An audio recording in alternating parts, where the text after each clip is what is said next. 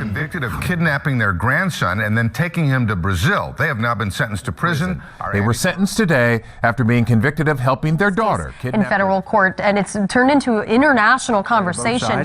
Anything you want to say, Mr. Gamoras? No. Carlos and Jemima Gamoras will be back in Houston federal court Thursday for round 2 of their punishment in that controversial Brazilian child custody case. Sure, they support their children like any grandparent, like any parent would. But they don't control their daughter any more than your parents control every single one of them. In December, the grandparents were given light prison sentences after being convicted for helping their daughter kidnap their grandson in the middle of a nasty custody fight. Federal Judge Alfred Bennett admitted violence in the marriage affected his ruling. Marceli Gamoras remains in Brazil, wanted by the FBI. She hired Dolcefino Consulting to help expose the family injustice that she says led her to flee. I'm shocked, paralyzed, scared. 3 months in jail for her dad, 1 month in prison for her mom. What would you tell your kid? What would you tell a 9-year-old? That your grandparents are going to be in prison again. Now the federal judge could also order these grandparents to pay restitution to Houston Dr. Chris Brand for his repeated travels to Brazil to see his son. This is really about holding people accountable who have done a horrific act. We agree it's time to hold people accountable, Dr. Brand, so let's start with the growing evidence your son's, quote, fundamental human rights were abused by now former family judge James Lombardino. You don't have to believe us. Even though the Texas Court of Appeals refused to overturn the divorce ruling, just read what appeals court judge Evelyn Keyes wrote, quoting, "The custody orders of the Harris County District Court blatantly violates the Texas Family Code. The court ignored, quote, voluminous evidence in the record of family violence and also of admitted pathological consumption of pornography." They're talking about you, Dr. Brand. That's what we've been exposing for months. The medical records of domestic abuse, shocking excerpts from Dr. Brand's diary, revolting emails where the doctor admits he talks about being sexually triggered by female patients while he was working at Bentop Hospital. What should alarm all of us is that all this horrible stuff, well, it was all available to Judge Lombardino when Marceli Gamoras first came calling for help. I guess she figured the guy in the black robe was supposed to help her. Despite what we showed you, Judge Lombardino ruled, quote, "There's no credible evidence Chris abused her or committed family violence." It's hard not to point out Dr. Brand's lawyer in that divorce case was Bobby Newman. His family and firm were the judge's biggest financial contributors. Did that blur the judge's ability to actually read emails? It's a question the Judicial Conduct Commission should already be investigating.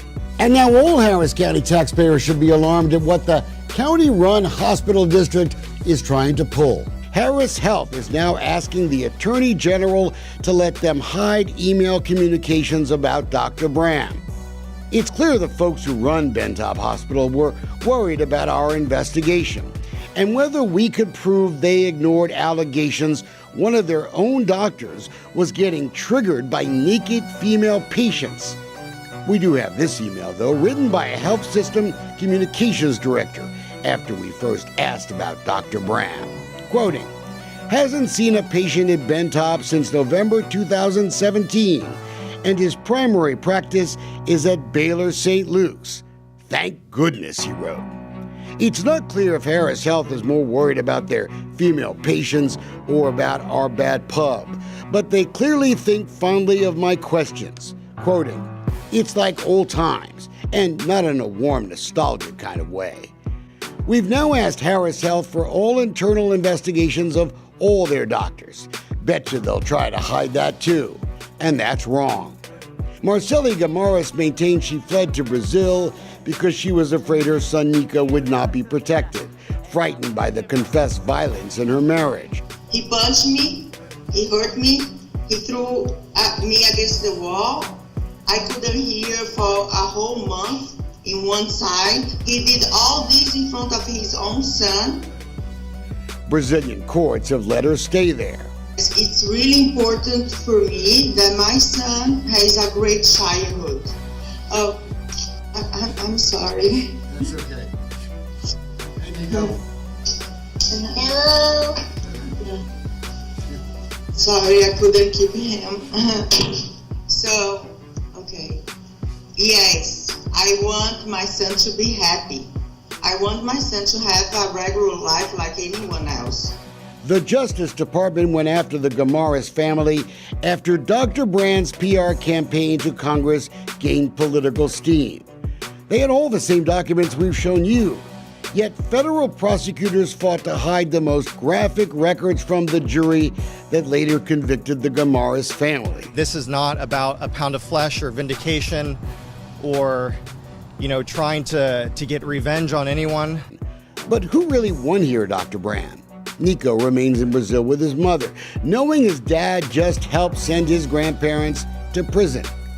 And Judge Lombardino, well, he was voted out of office in November, so we ask, who can be held accountable now for the family injustice that's led to so many consequences? If Marceli Gamoras' cries for help had been listened to in the first place, she wouldn't have had any reason to run. Would her parents have felt the need to protect her? We noticed as of October, Judge Lombardino still had more than $7,000 left in his campaign account. Maybe it's all gone by now, but if not, maybe the former judge should donate all that money to the Gamoras family to help them pay. Just saying.